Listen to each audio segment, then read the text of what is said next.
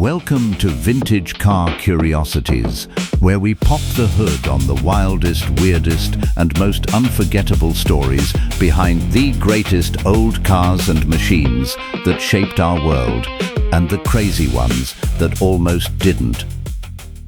In 1971, at the 24 Hours of Spa, a car crossed the finish line that had no business being there. Not a prototype, not a stripped racer, a four-door luxury sedan, the kind your grandfather's bank manager drove to the country club on Sundays.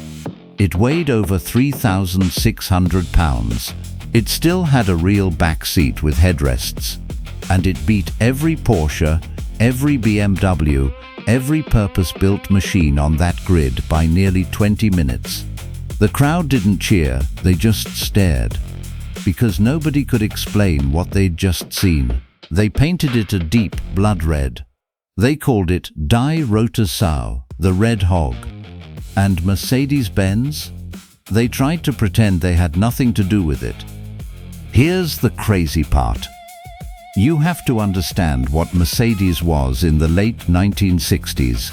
A company forged in blood and pure engineering obsession. They believed the finest car in the world should also be the fastest. But after the 1955 Le Mans disaster that killed over 80 spectators, the board in Stuttgart made the call: no more official racing, too risky, too expensive, safety first. They were done proving anything to anybody. Yet one engineer refused to accept it. Eric Waxenberger had been quietly sliding the massive 6.3-liter V8 out of the ultra-exclusive 600 Grosser limousine and dropping it into a regular 300 SEL sedan on his own time after hours. Mercedes brass barely told anyone when it finally hit showrooms in 1968. No big press event, no racing program, just 6,526 hand-built examples over 4 years. On paper, it looked like every other formal executive saloon. Long, understated, air suspension so smooth you barely felt the road. But under that perfectly pressed German suit sat 247 factory horsepower and the potential for so much more. That's where two ex-Mercedes engineers stepped in.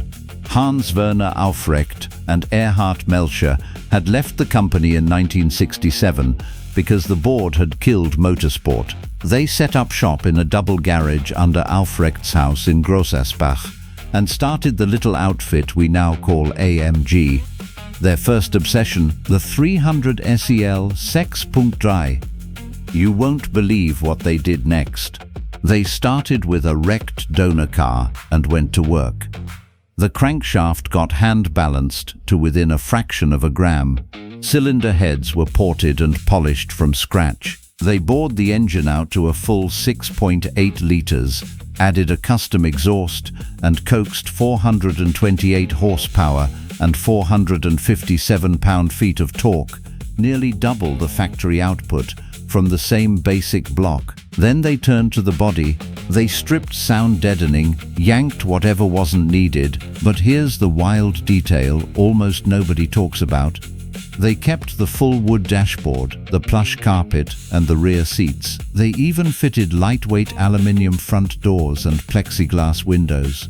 The suspension, rebuilt, lowered, stiffened, and fitted with brand new Bilstein gas pressure shocks that refused to fade even after 24 brutal hours.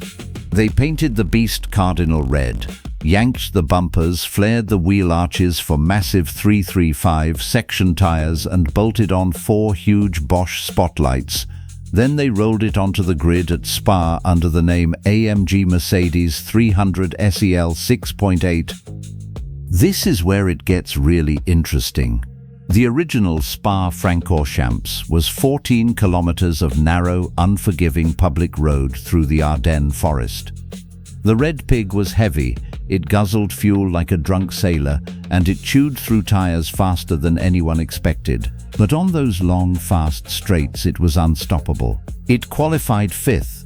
By the first corner, it was already 3rd. Through the night and into the morning, while lighter cars broke or crashed, The big red luxury sedan just kept charging. When the checkered flag fell after 24 hours, it crossed the line second overall and first in class. A four-door Mercedes sedan with a backseat had lapped most of the purpose-built races. Here's the twist Mercedes hated. The factory whose engine made the miracle possible responded with total silence.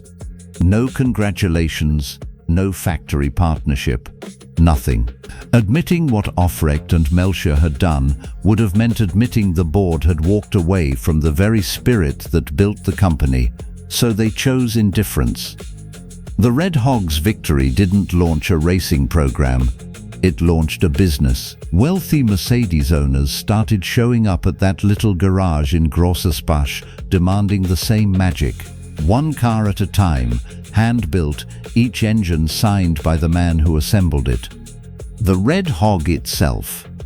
It spent the rest of its days doing demonstration runs across Europe before being sold to French aerospace giant Matra. They used the heavy, fast machine to test jet fighter landing gear tires because nothing else on the planet could simulate those loads. The original car eventually vanished. Mercedes had to build replicas decades later just to celebrate the legend they once tried to bury.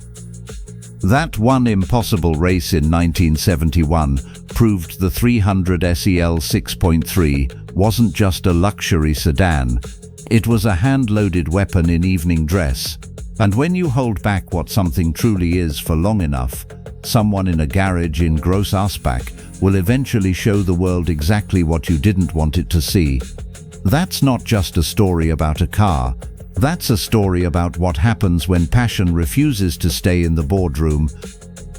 What's the strangest car feature you've ever come across? Drop it in the comments. If you love these deep dives into forgotten automotive history, hit that like button and subscribe. We've got plenty more where the red pig came from.